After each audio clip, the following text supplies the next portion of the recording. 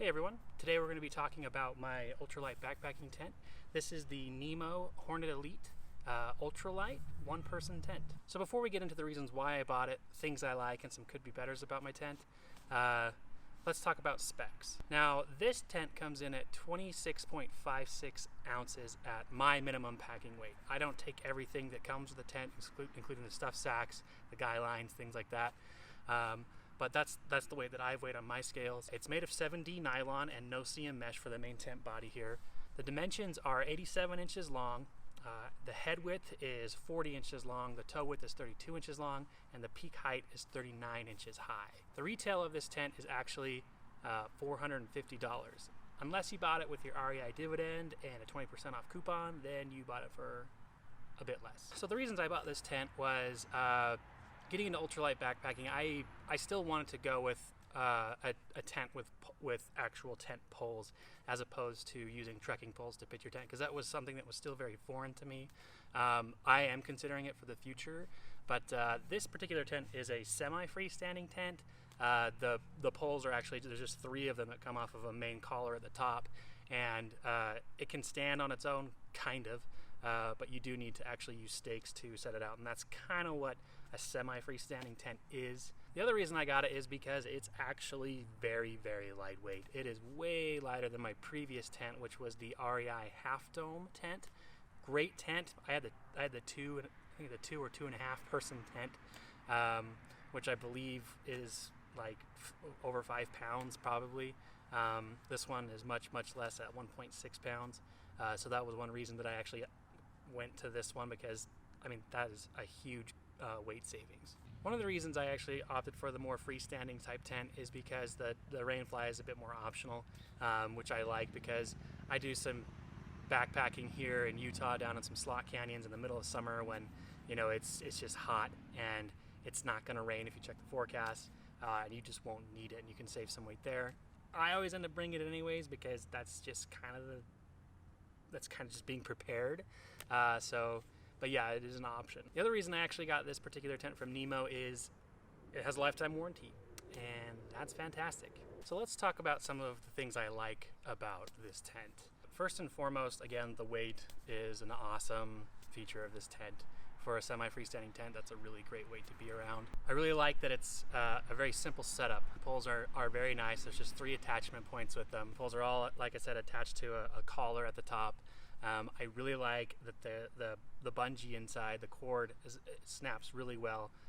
As you unravel it, it almost snaps itself together for the most part, which is really awesome. Saves time, which is always a benefit at the end of a long backpacking day where you just want to get your tent set up and lay down. It packs very small. I don't even use a stuff sack, like I said. I actually just kind of fold it up and press it down in the bottom of my bag, just on top of my sleeping bag, and it's like flat inside my pack, so it takes up no space. I like that there's 2 interior pockets, one on the side next to the door, and then one up above you. I'll just stick my phone up there, and when I wake up in the morning, I'll just give it a little hit to have it tell me what time it is to know if it's time to get up or not. And honestly, the space on the interior is just enough, which is fantastic.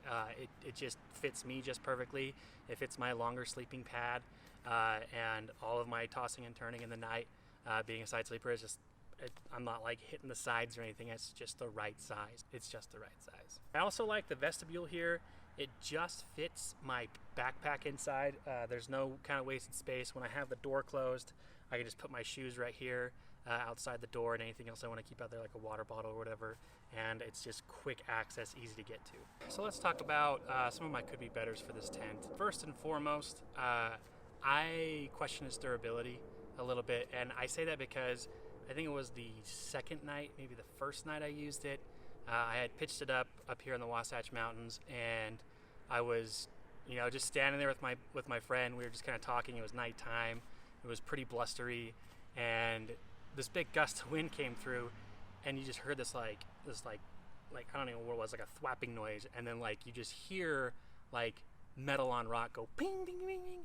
And what happened was, it had pulled out on the back side here, the rain fly stake that holds the rain fly down there flew 30 feet to wherever in the dark, and then I went and I retrieved it and I put it back in, and I had a slit in the rain fly about that big, and that was kind of unfortunate for like the very first use, just from a strong gust of wind, which is kind of, I don't know, it seems like it should have held up or been more durable.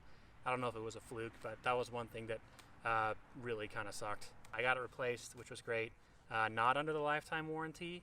That wasn't covered under lifetime warranty, but by other means. The other thing about it that I think could be better is the tent door.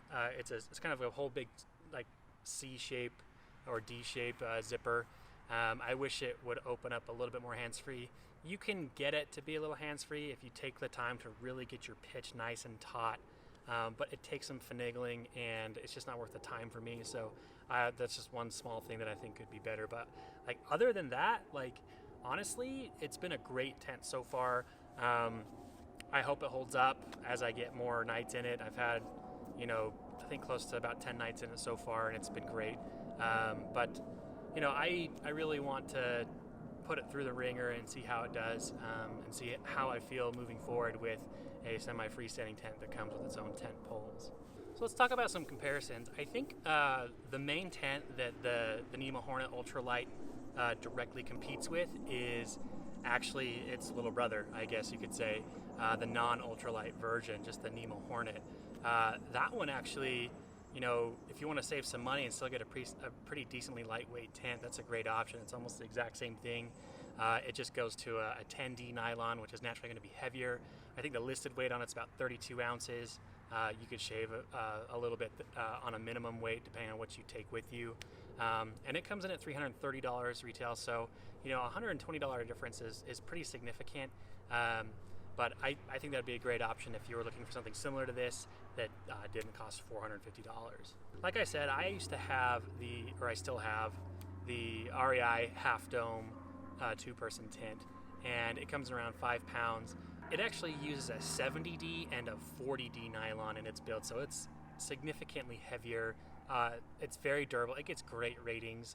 It is actually rated as a backpacking tent, and it's $230.